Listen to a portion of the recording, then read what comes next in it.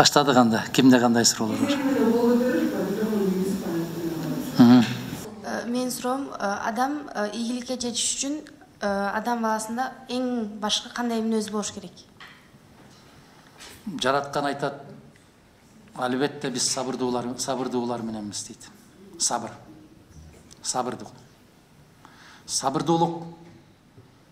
Бирок эмне үчүн биз айтабыз, жиним келип калды, токто дейбиз го? Ал эмне деген сөз? Жиним келип калды деген эмне деген сөз? Ар бир пенденин ичинде каны менен кошо айланып жүргөн жин болот. Ачууланганда, киши өзүн өзү билбей калат дагы, жин башкарып калат. Эгер жүрөк канчалык кирдеген болсо, көөдөн канчалык кирдеген болсо, анын көпчүлүгү жин башкарат. Ошондуктан сабырдуулук деген, биз сабырдуулар мененбиз деген, экинчиси иман менен. Силер айткылачы, мына жоолук салынган кыздардан кимиңиздер жооп бересиздер? Бейишке эмне менен кирет? Дагы? Бейишке илим менен киреби, адеп менен киреби? Баракелла. Экөөнүн айырмасы аябай чоң. Өтө илимдүү, бирок адепсиз болушу мүмкүн. Өтө илимдүү болуп, бирок адепсиз. Илими жок, бирок билимдүү болушу мүмкүн. Илим менен билимдин айырмасын билесиздерби? Илим бул китептен аласыңар. Билим бул турмуштан алынат. Ошон үчүн кыргыз керемет калкпыз, ата-бабалардын керемет мындай бир аныктамалары бар. Ошон үчүн илим, билим деп экиге бөлүп койгон. Илим жана билим. Башка тилдерде мындай жок, илим, билим деген. Ошон үчүн адеп, кызым, адеп, дагы бир жолу айтам, адеп. Эгер талантың таш жарып турса дагы, адебиң жок болсо, көзгө көрүнүш кыйын. Мына биздин тоо таштарда, алыскы айылдарда жашап аткан ушунчалык тубаса билимдүү аксакалдарыбыз бар. Билимдүү чоң энелерибиз бар. Мына академияда иштеп, галстук тагып жүргөн академиктерден бир канча жогору турат даражасы. Бирок 7 классты бүткөн. Же мектепке барган эмес. Бирок табиятынан билимдүү алар. Табиятынан ошондой бир башкача жаралган. Ошон үчүн айтат го. Келгенде кийимине карап салам берет дагы, кетээрде акылына карап узатат дейт. Кийинип алсаң эле, кокоюп кийинип алсаң, айрыкча биздин кыргыздарда ушундай мыктыраак эле кийинип алсаң, баары эле жакшы мамиле кыла берет. Анан оозуңду ачканда, оозуңдан чыккан сөзгө жараша, кетериңде ошого жараша анан мамиле кылат. Ушундай. Экинчи суроо. Сиз Кыргыз Республикасынын президенти болуп калганда, сиз Кыргызстанды да кандай ыкмалар менен өнүктүрөт элеңиз? Ыкманын кереги жок. Биздин партия жаралгандан бери эле иман, мыйзам, тазалык деген 3 сөз бар. Бүттү. Башка эч нерсенин кереги жок. Мен жана айттым. Имандуу коомду тарбиялаш керек. Ал мектептен башталат. Эгерде мектептен эмес, бала бакчадан башталат. 2 даанышман дос болуптур. Ошолор көп жылдардан бери достошуп жүрүп, акыры бир күн ошол досуна экинчи досу келет. Мен уулдуу болдум дейт. Ушуну мен өзүм сага гана ыраа көрөм, сен тарбиялап бер дейт. Канча күн болду десе, 7 күн болду десе, 7 күнгө кечигиптирсиң деген. 7 күнгө кечиктиң деген. Мен ошол имандуу коомду тарбиялагым келет. Эгер коом имандуу болсо, мына экинчи халиф ким? Ким экинчи халиф? Силер моундай кийингенден кийин мындай кызыгып ичине киресиңерби же форма? Экинчи халиф Умар разияллаху анху падыша болуп турган кезинде садака берчү киши таппай калат. Адамдар ушунчалык топук, ушунчалык имандуу, ушунчалык мындай бир шариатка ылайык болуп жашап калышат. Ошондо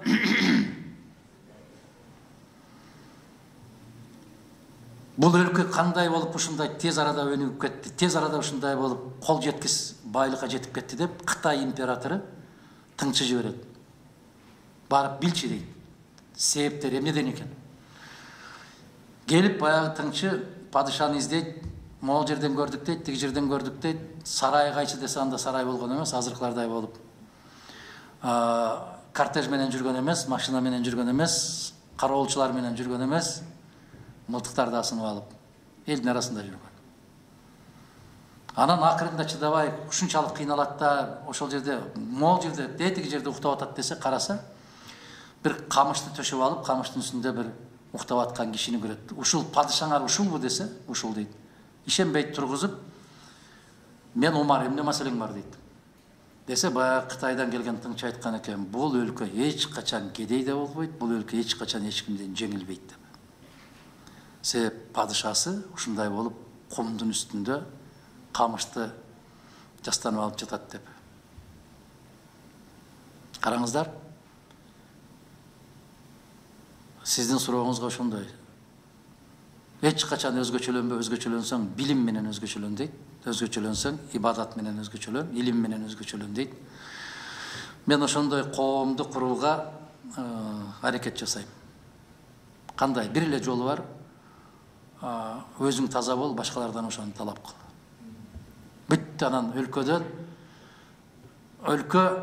мен азыр көптөгөн жанагы жетекчилерден угамда эл багабыз деп жүрүп чарчадык, элди бакпай эле кой. Элди уурдабай койсоң, эл өзү багып алат. Тескерисинче ошол эл багып атат. Саламатсызбы агай? Саламатсыз. Сиз бул саясатка кантип келип калдыңыз эле? Жана кичинекей кезиңизден бери ушул депутат болом деген оюңуз, кыялыңыз бар беле? Депутат болом деген кыял эмес, Кыргызстанды башкарам деген кыялым бар эле. Мына 7-8 класста биология, география, тарых сабактарынан конспект жазасыңарбы силер? Ошол конспекттердин артында ашып калган барактар болот эле. Чейрек бүтүп калат эле, ошонун артынан карасам, Мадумаров АК тире первый секретарь ЦК Компартии Киргизии деп эле жаза берет экен. Ошондой. Ал кезде Кыргызстандагы эң чоң киши Борбордук комитеттин биринчи катчысы эле. Усубалиев эле, андан кийин Масалиев болду. Мына ошондой деп элестетчүмүн. Эгер кичинекей кезиңден эң себесең, анда чоңойгондо балекетке жарабайсың. Биздин Кыргызстандын кайгысы ушунда болуп атат. Түшүнгүлө, туура түшүнгүлө. Мына силер эртең кесип тандайсыңар. Сүйгөн кесибиңерге барасыңар дагы, баратканда өтпөй калсаңар, койчу эми уят болду. Андан жөн жүргөндөн көрө бул жерге деле кирип коеюн деп бир жерге кирип коесуңар да, контракт азыраак. Бирок ал кесипти сүйбөйсүңөр. Туура?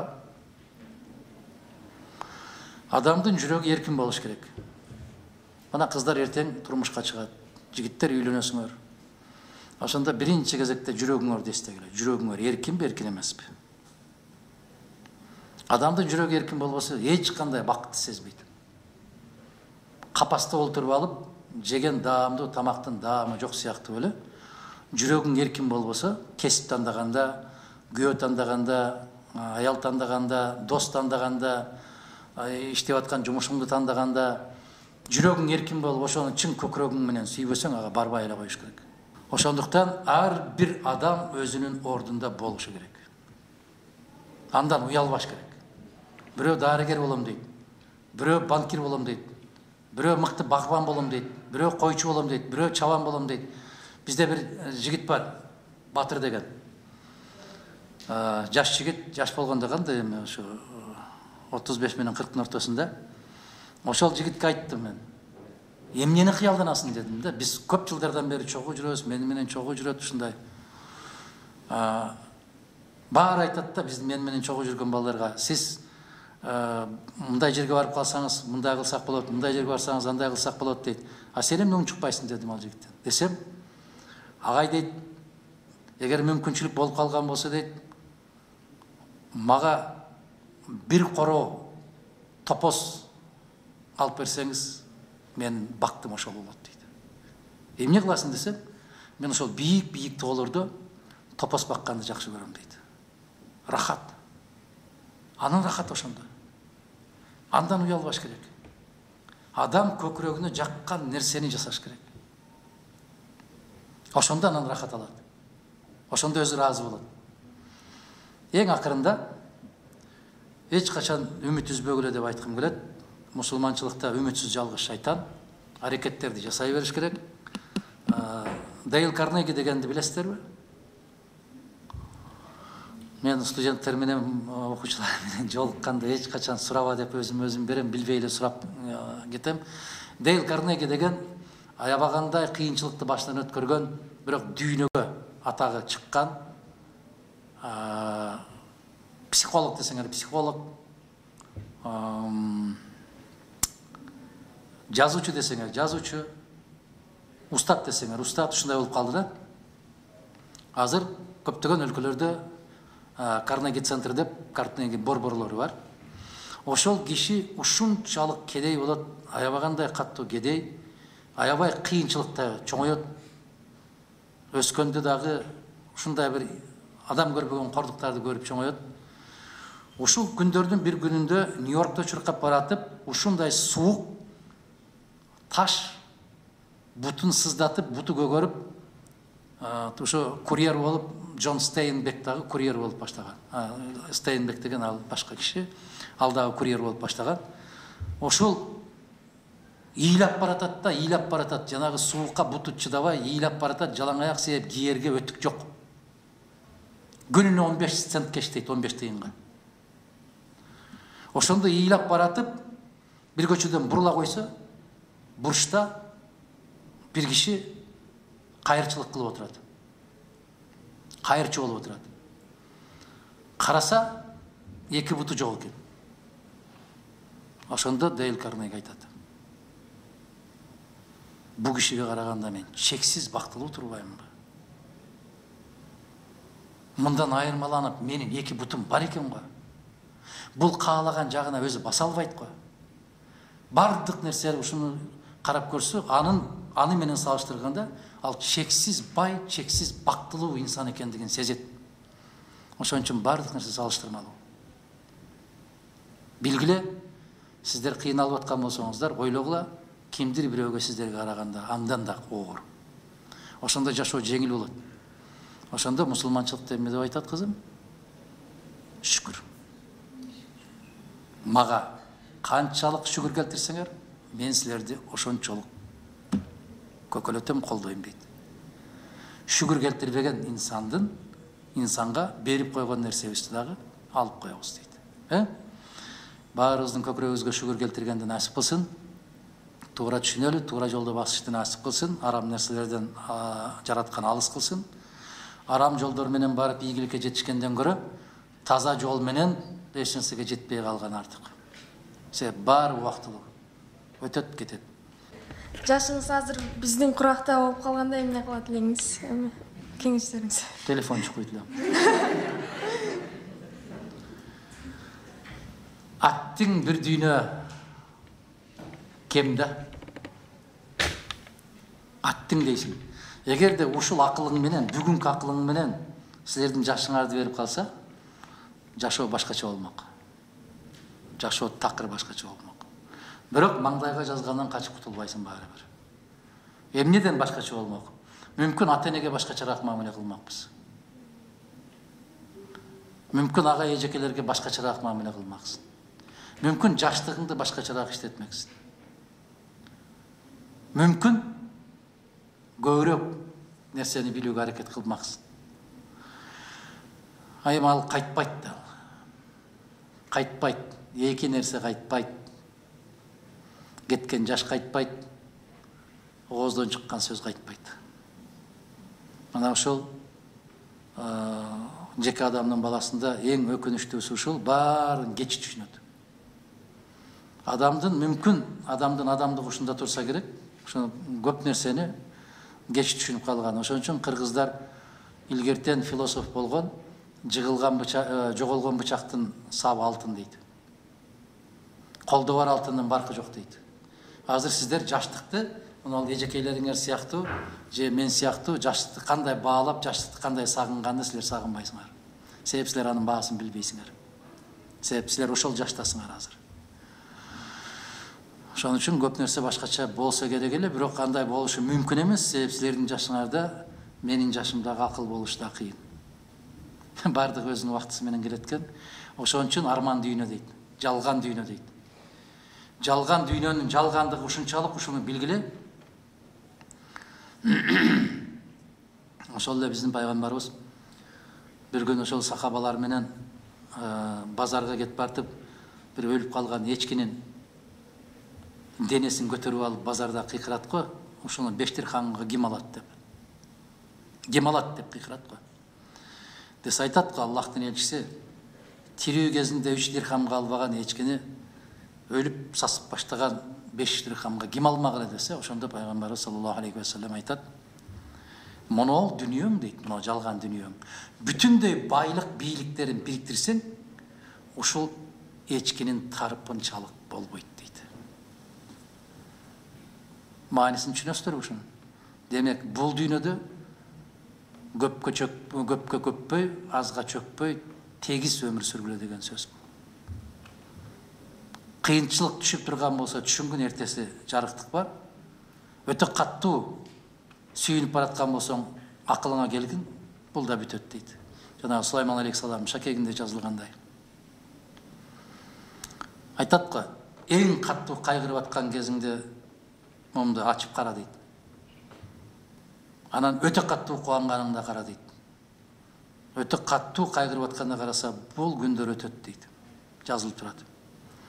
Өтө каттуу кубанып аткан мезгилинде эми шамалды минип алган инсан, пайгамбар шамалды баш ийдирип койгон, жиндерди баш ийдирип койгон, Сулайман алейхиссаламга.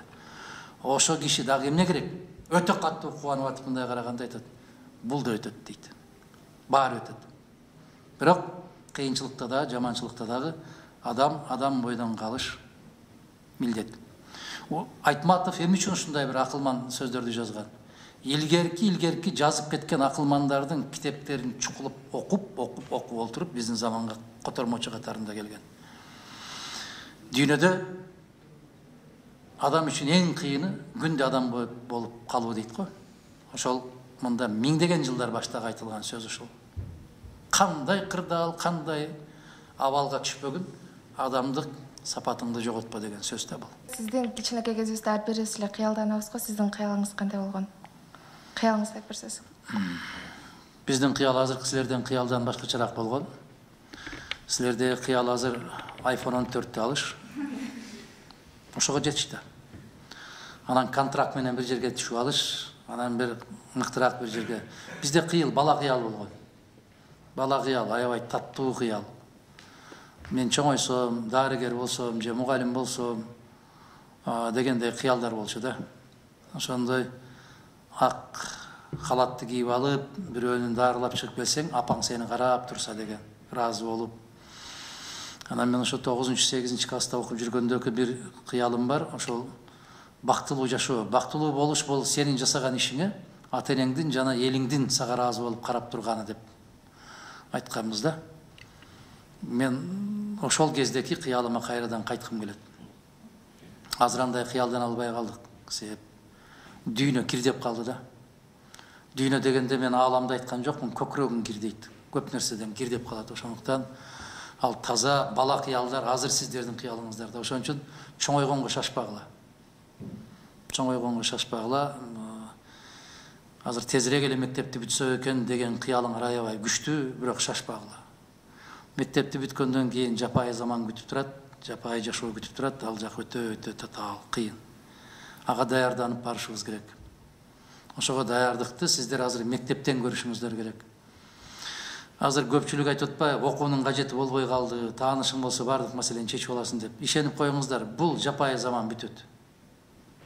Жапайы заман бүтөт, баары бир эртеби, кечпи окуган киши утат. Эч качан окуган киши окубаган кишинин алдында утулбайт. Биздин керемет бул өзгөргүс 1445 жыл болот, 19-жылда, жаңы жыл, мусулман жылында. Мына баарыңар кийин отурасыңар, кыздар. Мына ошол жерде дайым айтылат да, окуган киши менен окубаган киши кантип тең болсун дейт. Убактылуу бул нерсе. убактылуу, зөөкүрлүк, байлык, бийлик бардыгы убактылуу. Бирок акырында келип баары бир окуган киши утат. Кудай буйрса ошондой заман келет, маданияттуу заман келет. Биздин кезибизде мугалимдер ар кандай кишилерден кадыр барктуу эле. Мугалимдер керек болсо айылдын атасы, айылдын энеси болчу. Мугалим келатканда көчөдө тып-тынч болуп калчу. Мугалим келатат деген сөз болчу. Азыр мугалимдин кадыры түшүп кетти. Колунда тыйыны бар, күчтүү болуп калды. Мугалимдер балдарды айта албай калды. Бир көпчүлүк учурда айтат го, жана тең окутуулук дегенде, ушул нерсеге мен көп эле кошула бербейм, кыздар, туура түшүнгүлө мени. Көп кошулбайм. Бизди мугалимдер урган, бизди мугалимдер кулактан чойгон. Мен ошол мугалимдерге башым жерге тийгенче таазим кылам, рахмат айтам. Ыраазы болом ошолорго. Ансыз бала деген кыялы ар кандай болуп кетет. Азыр бале болду, бирдеме болсо эле телефонго тарта коесуңар, башка кыласыңар, өзүңөр зыян келтирип атасыңар да жаштар. Мугалим керек болсо ата-энеңден дагы көбүрөөк таасир берүүчү турмуштагы инсан. Себеп биздин пайгамбарыбыз саллаллаху алейхи ва саллям айтты, эне бул медресе деди.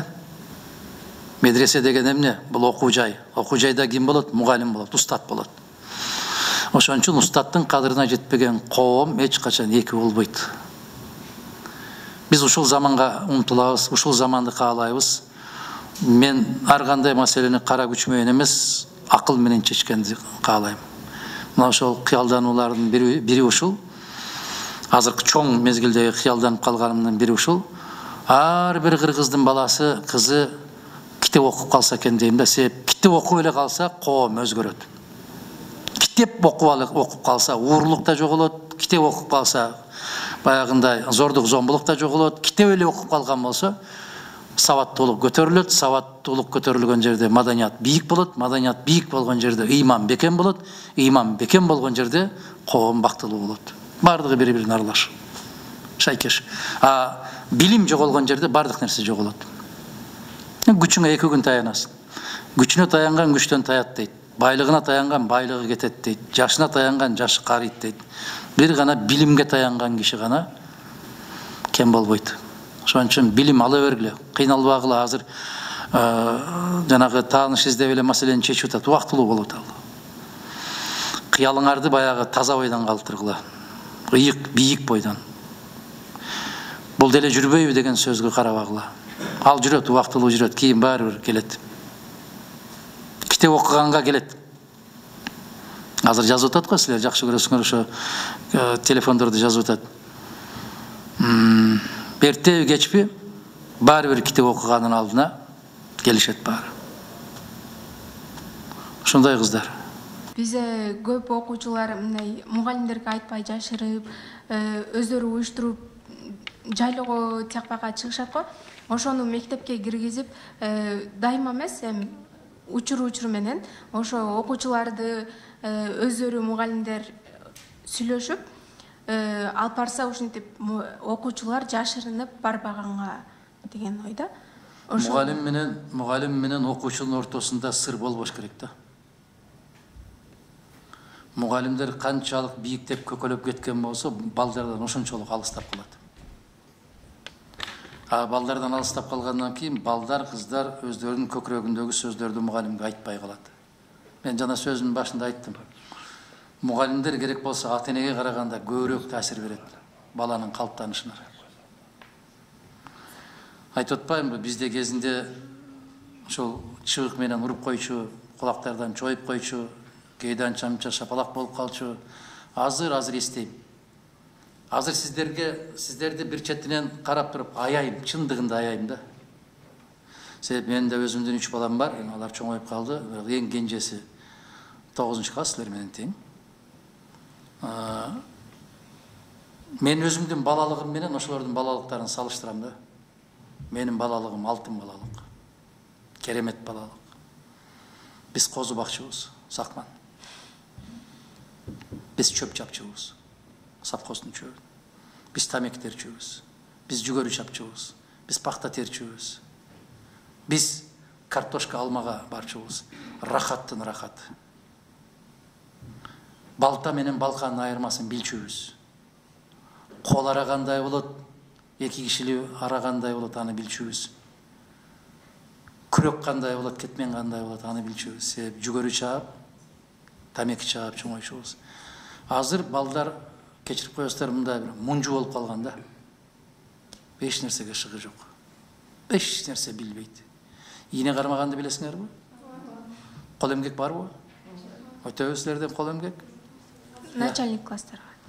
Кол эмгек деп тикмечиликти, саймачылыкты, кечте тиккендерди, бүтүндөй бүт баарын, жоолук тиккендердин баарын мугалимдер үйрөтчү кыздарга. А биз жыгач уста болуп, темир уста болуп, машина айдап, автоделода мына ушундайга окучу. Анан 12 айдын ичинде 3 ай каникул болсо, ошонун ичинен толук кандуу окусак 3-4 ай окуйт элек. 3-4 ай. Бирок ошондо дагы эч кандай жумушка барбаган, Бишкекке келип олимпиададан биринчи орундарды алып кетет элек. Дилгир балдар болот. Айылда өскөн балдар дилгир болот. Чыйраак болот. Бардык нерсе көргөн болот. Көң чапканды билесиңерби? Көңдү кайдан чабасыңар? Я. Гөлдөр курап калган астынан жана. Я. Гөл курап калат го суу. Биздин эме жакта бар да, эме мост жакта бар, биз эме көң алып кожабыз да. Эмненин көң ал? Көң дегенди билесиңерби? Гөң деген малдын немеси, ошону күрөк менен чаап оодарып, анан кургагандан кийин аны кайра тизет. Аны тезек дейт. Аны Бизе тезек. ошондой айтылган бир. Көң деген бул койдун астында. Ошо. Койдун астынан чагылат ал. Анын айырмасы бар. Тезек менен көңдүн айырмасы бар. Турмушка ошондой болуп, ар тараптуу болуш керек. Ар тараптуу. Мүмкүн колуңардан келсе, азыр 3 айлык каникулга чыгасыңар. Ошондо бекер жатпай, телефон чукубай, айылга кеткиле. Нукур айылдын турмушун көрөсүңөр, бышасыңар. Камыр жасай аласыңарбы? Билбейм. Ооба дейм, мен далилдей албайм да, турасыздар. Айта бериңиз. Саламатсызбы? Менин суроом, сизге бир адам же ата энеңиз же жакын адамдарыңыздан берилген бир акыл насаат сөздөрү, мотивация берген сөздөрү кайсы болду эле? Ошолор мисалы сизге таасир. Эми ал күндө сайын адамдын көзү жумулуп кеткенге чейин сөз угат. Күндө сайын окулат. Силер мотивация дегенди жакшы таап алдыңар да азыр. Мотивация деген сөздү мындай унутуп коюп эле кыргызча эле айткыла.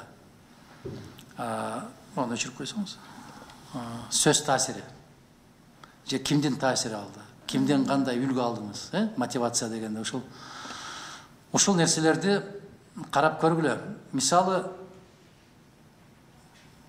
мен күндө бир китеп окуганды жакшы көрөм. Ошол китепте бир сүйлөм айтылып калат. Ал керемет сөз. Ал өмүрүңдүн аягына чейин сенин көкүрөгүңдө калчу сөз. Мен билбейм, кээде бир фильм көрүп аткан кезиңдеги керемет учур болуп калат.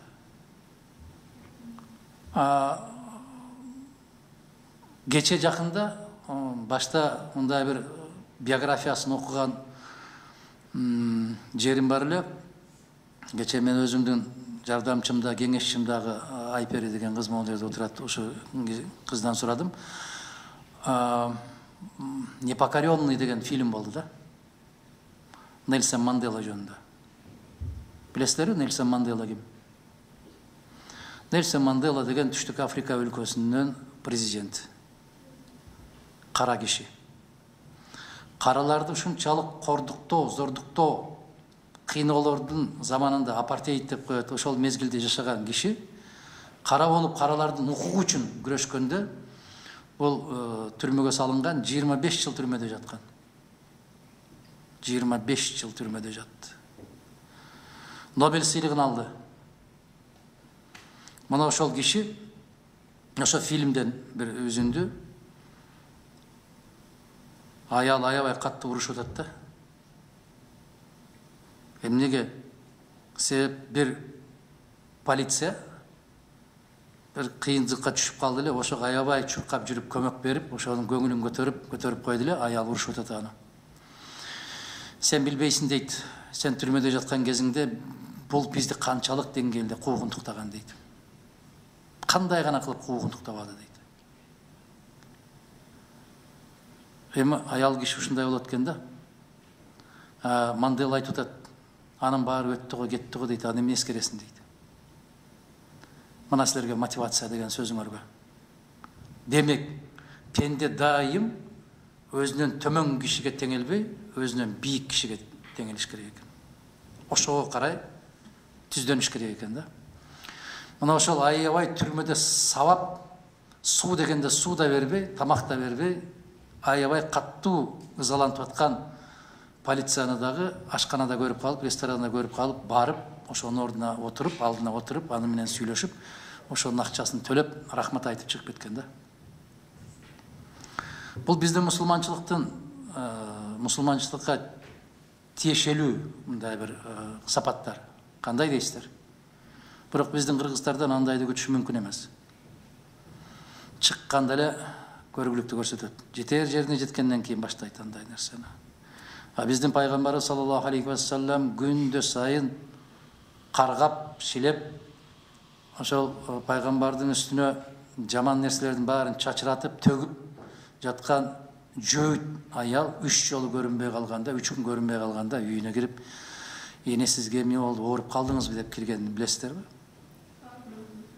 Мына сапат, адамдык сапат. Бизде аны алсыз катары сезет. Алсыз дейт да. Эрксиз келүүгө мажбур болду дейт да, акылы менен иштетпейт.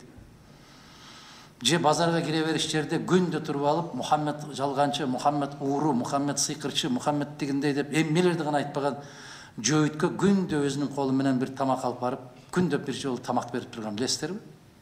Көзү сокур. Жөөткө көзү сокур. Каза болуп калгандан кийин көптөн барбай калганда Абу Бакир Сыдык ким?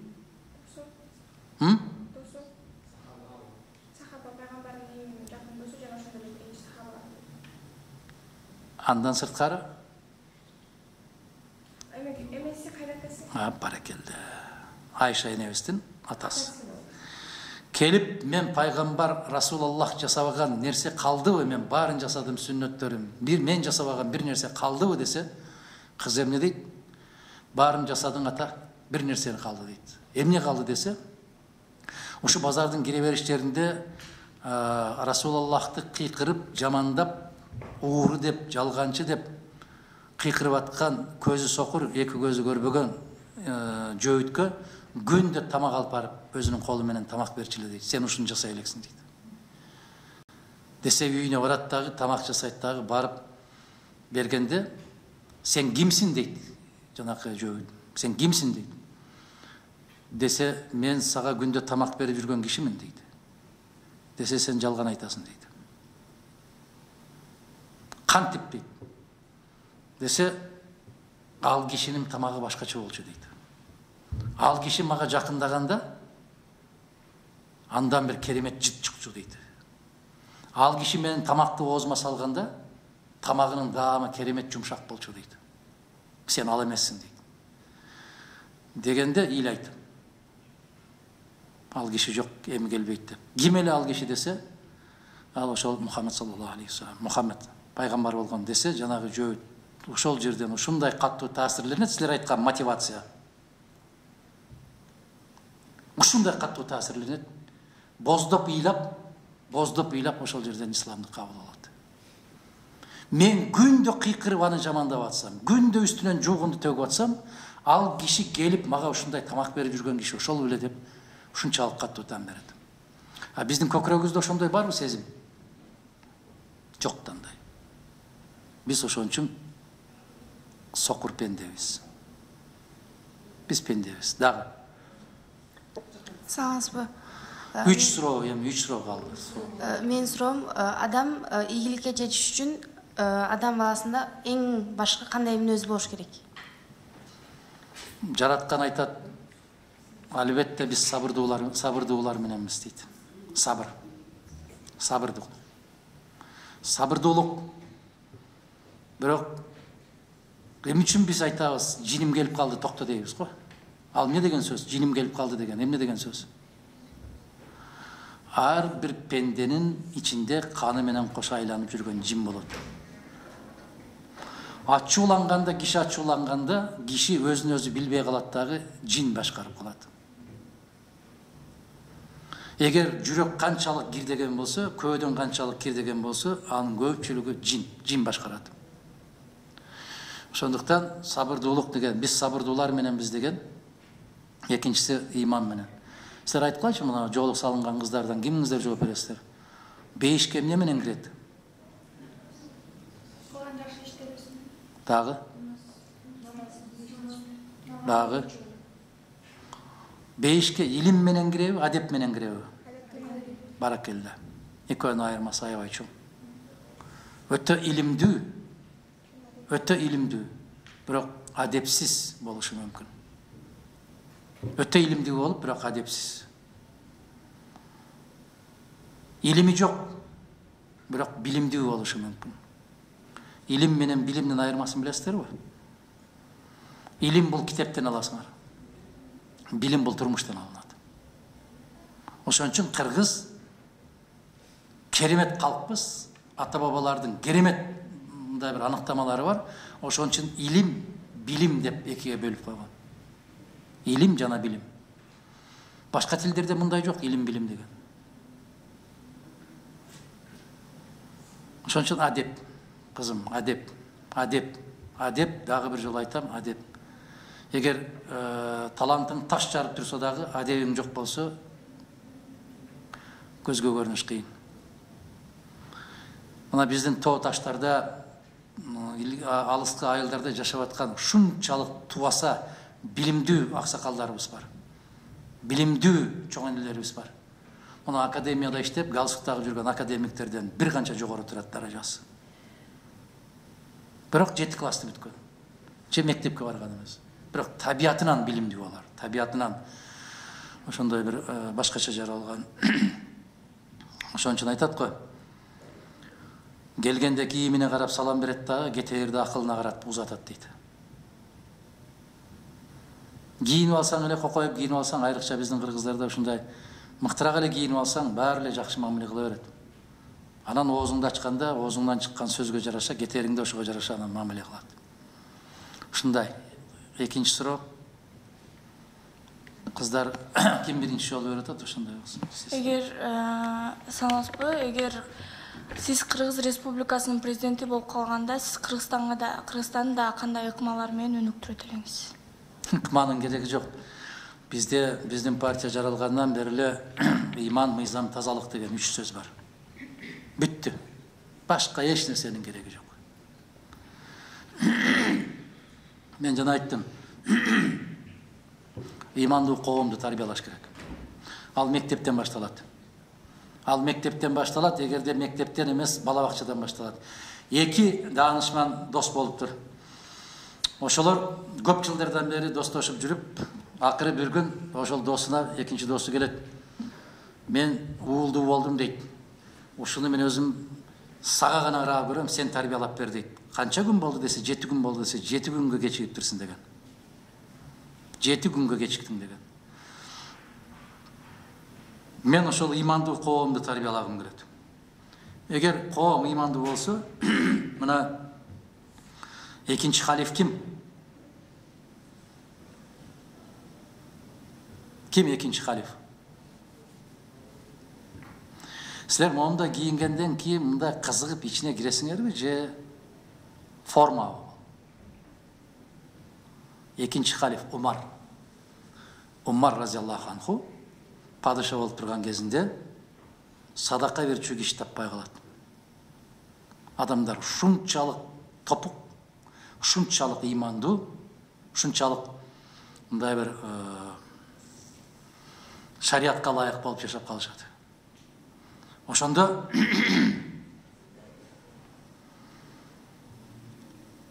бул өлкө кандай болуп ушундай тез арада өнүгүп кетти, тез арада ушундай болуп кол жеткис байлыкка жетип кетти деп Кытай императору тыңчы жиберет. Барып билчи дейт. Себептери эмнеден экен? Келип баягы тыңчы падышаны издейт, могул жерден көрдүк дейт, тиги жерден көрдүк дейт. Сарай кайчы десе анда сарай болгон эмес, азыркылардай болуп. Кортеж менен жүргөн эмес, машина менен жүргөн эмес, кароолчулар менен жүргөн эмес, мылтыктарды асынып алып, элдин арасында жүргөн.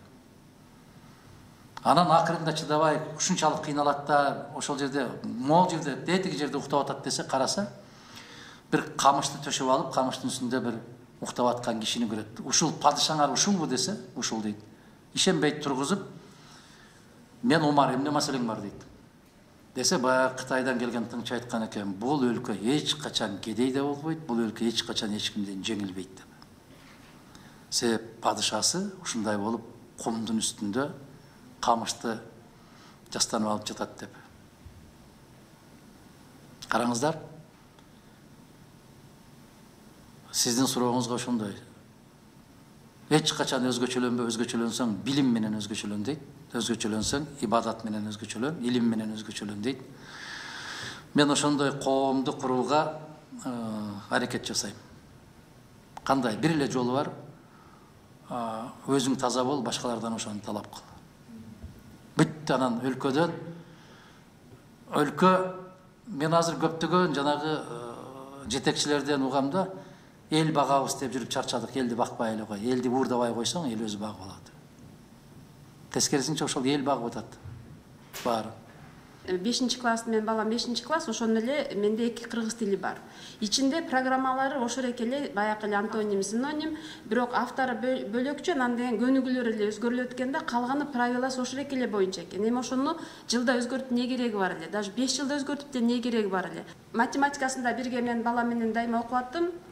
Математикалардын ичинде кээ бир эсептер чыгарышы туура эмес да, мисалы плюс келген жакка алуу болуп калыш керек. Ошондон да аябай кыйналат экенбиз да, мындай такыр чыкпайт, кара эжеге чыгасың, анан эжече бияк туура эмес экен, бул эме технический ошибка дейт да, мындай болушу мүмкүн эмес да, бул окуу эмеде технический ошибка вообще бул недопустимо деп ойлойм. Эми сиз эжеке атыңыз ким? Айнура. Айнура эжеке.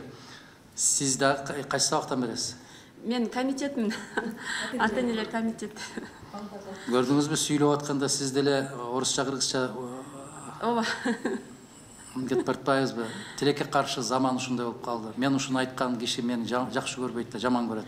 Жок, сиз туура эле айтасыз. Карасаңыз, азыр эми чычкан ийине кире албай атып, куйругуна калбыр байлаптыр деген сөз бар кыргызда.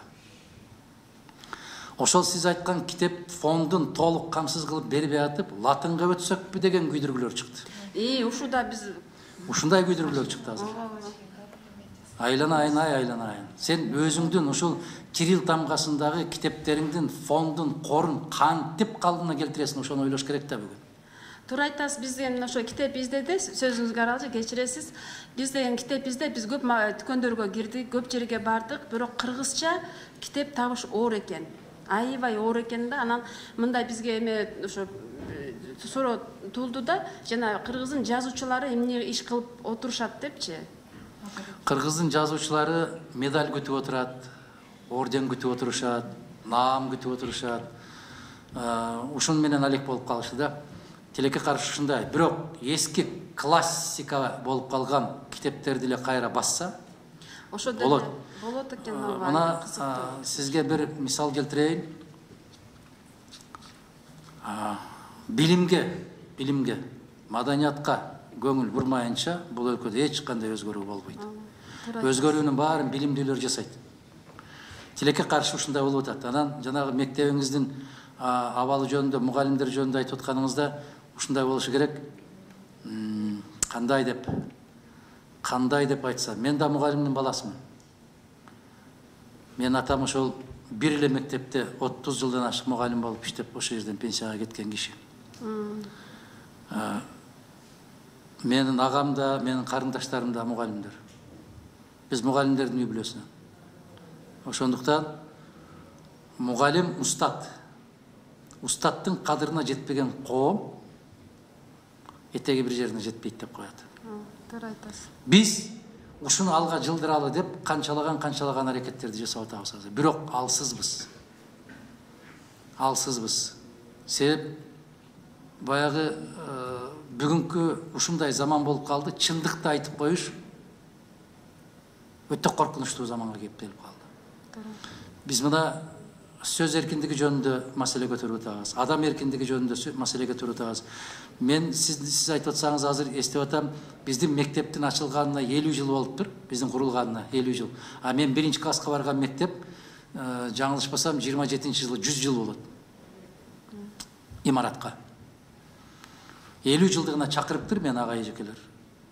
Тилекке каршы бизде ушундай жыйындар бар, мен ошол жака бара албайм. Мүмкүнчүлүктөн пайдаланып ошол мен окуткан ага эжекелерди, ошол мектепте окуп аткандарды дагы кызуу куттуктап кечирим сурап коеюн, ошол иш чарага катыша албай калам. Себеп бул жерде бизде абдан чоң залда чоң иш чара өтөт. Иштерибиз аябай ушундай татаал.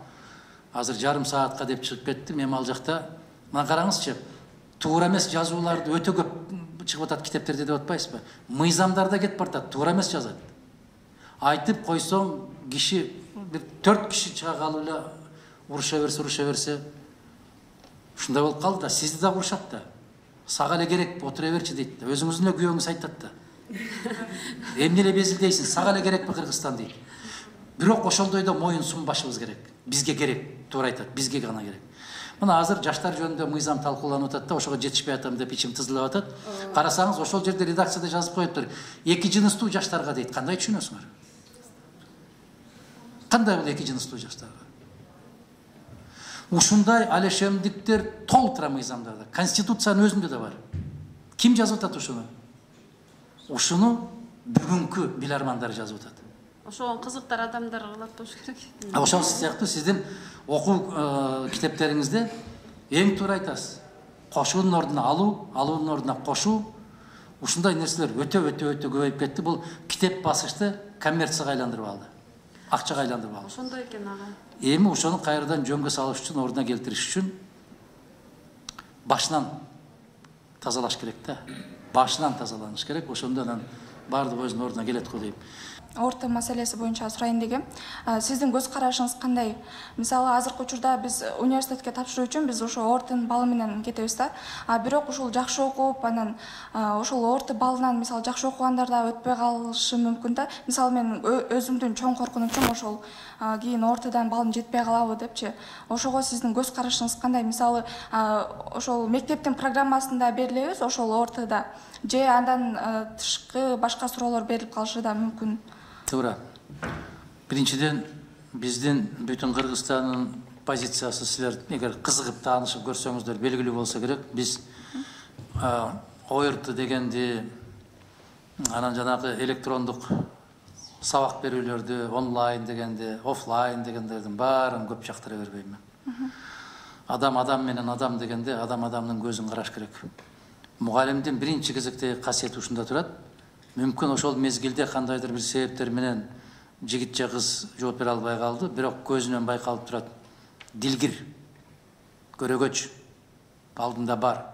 Табиятынан Кудай берген бир таланты бар жигиттер кыздар.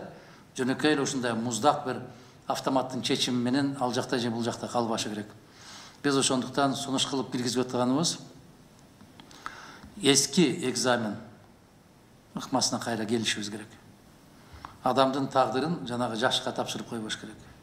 Ал жерде 3 жооп берип атпайбы? Бастың тоо кел, туура келип калдың да.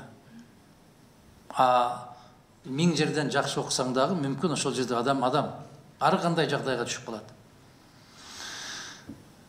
Ошондуктан сиздин айтканыңыз абдан туура. Биз ошол эски союздун системасындагы билим берүүгө кайтышыбыз керек деп мен нечен жылдан бери айтып келатам. Жаңы билим берүү кодексин иштеп чыгышыбыз керек. Ал 3 бөлүмдөн туруш керек. Биринчи мектепке чейинки, анан орто, андан кийин жогорку окуу жай деген. Анан 4-үчү өтө эле каттуу кетип калган болсок, Кыргызстанда илим билим жөнүндө деген бөлүк менен кетиш керек. Бардык билим берүү жөнүндөгү мыйзам бир китепте, бир мыйзамдын ичинде болуш керек деген. Анан кандай ыкмалар менен ошол сиз айтып аткан маселени киргизиш керек, аны карап көрөлү. Рахмат. Туура айтасыз.